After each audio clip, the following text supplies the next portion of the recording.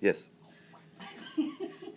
Good morning, Ms. Villarreal. We want to thank you very much for agreeing to do this with us. And we're working on a project, and our project concerns specifically 8 years to 12 years old girls. We know that you get to see the best of these issues during the school year, and we're just kind of going to try to pick your brain and get a little information from you as to the kind of problems that you see every day. I guess first question is, how long have you been a counselor? This will be my 9th year. Okay. And did you start as a counselor? Or? No, I was a bilingual 3rd grade teacher. See, started in 2nd grade, then I moved up to 3rd, kicking and screaming. And I loved it. I thought it was the best thing ever. Then they were going to bump me to 4th. And this counseling program came into place. So I wrote an essay, and I got full scholarship to go on to Sam Houston, and moved. They left me in 3rd grade since I was doing all that. And then McDougall opened up, and here I am. Congratulations. God, that's awesome. Thank you. We're privileged to get to work with you during the year. Oh, no.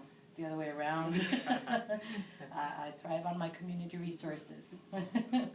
Sim, we mentioned about the girl that are age to from 8 to 12. What there is great challenge at that age? Well, It's just them being 8 to 12. that's a tough age group. It really is. The girls are starting to develop. Friendships are starting to be questioned. A lot of jealousy issues come in. So we see a lot of things amongst girls in that age range. I see it more so 4th grade. I would say 3rd grade, we're still okay. You have the little nitpicky stuff, but you can still work with them.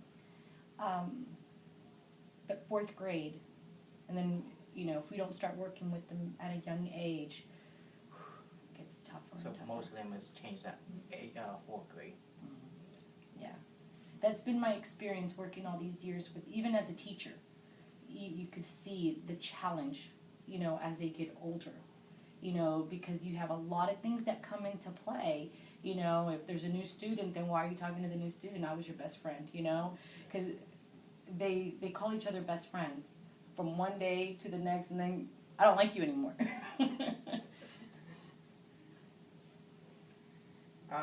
We've been talking to Ms. Brown early day. Your school is the Title I school.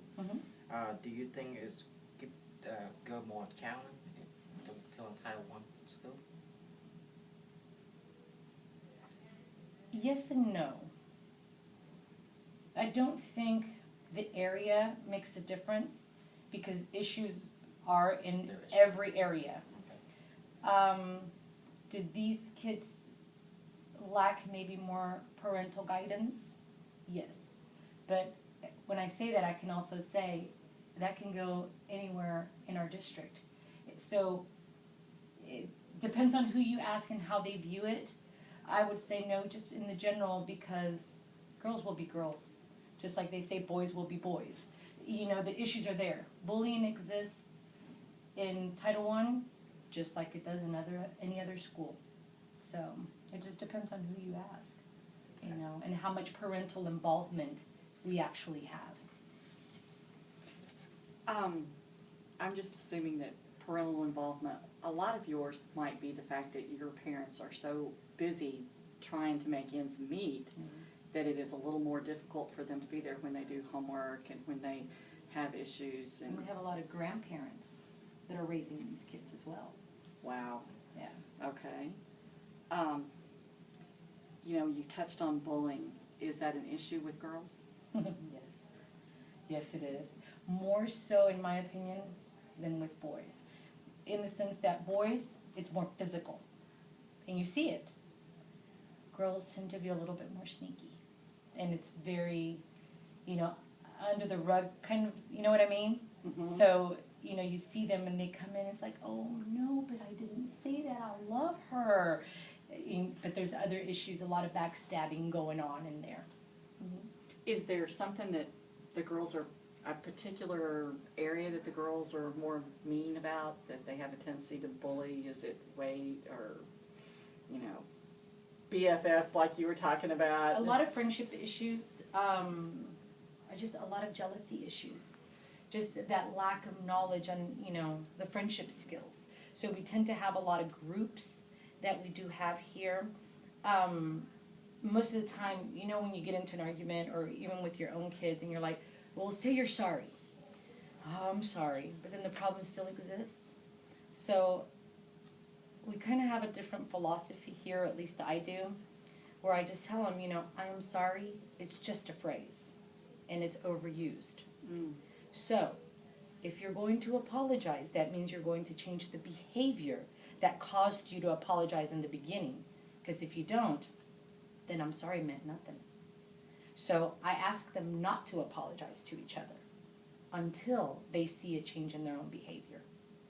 And then they come back and we start working as well. It's not as easy as just saying it like that, because we have some kids that, I'm not going to say it, and that's the bottom line. But we try to teach them, what you're doing is wrong. So we try to have them look at the behavior than anything else. Do you find that your students here, not just here, but we're talking about this school in particular, and we're using you as the model, that these girls have a lot of self-esteem and self-worth issues? We do see that a lot. We do. You touched on it earlier, a lot of the weight issues, a lot of the friendship issues, fitting in. You start between that age group that you said, between 8 and 12, you see a lot of changes going on in these girls. And, it all has to do with the type of role models that you have. And a lot of these girls come to us, that might not have a good role model for them. So we tend to have a lot of groups. We've done a lot of programs here about manners, dressing appropriately, just stuff like that. And you know what? It was well received. I thought, oh my gosh, we're not going to get a big turnout. It was moms and daughters night that we had here in the evening, and we're thinking, let's see who shows up. It was very, very well. I was pleased, to see the turnout. And then we had a little survey saying, what would you like to see? They'd like to see a dad's and son's evening. So we're working on that one, hopefully, for this year. That's We'll great. do that. That's great. Yeah. And that way the guys don't feel left out. And, Exactly. Exactly. Exactly. Mm-hmm. All right. It was, since you mentioned that, you have mom and daughter program to help you out, what other program you have in school to help? Our biggest one here is promoting a no place for hate and treating each other. Our big thing are the 2 R's, respect and responsibility. Anybody that walks in here, you treat them with respect. Okay. And you take responsibility for your actions. So that's one of our biggest programs, putting that out there. Bullying exists and we can't deny it. So a lot of our bullying programs that we do as well help out, with those issues and the girls getting along. I have tons of small groups that we do.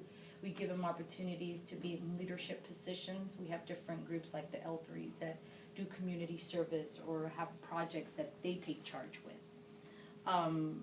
Newsletter, we have the newsletter that we made, and we had a sponsor last year, and give the kids an opportunity to be creative in their writing or in the use of photography. Working in the school store, preparing them for the future. We have those type of programs, where they do inventory. They work hand in hand with myself and Miss Chance in the front on, the money exchange. What do you do with this money? What are we doing with it? We're not just collecting it. So she does a whole lesson on, goods and services. So a lot of opportunities here for the kids to grow into leadership positions and see the bigger scope of life. So we try. Awesome. I think y'all do an awesome job. Thank you. There's so many programs that I know that happen here that are good, and the No Place for Hate, Yeah.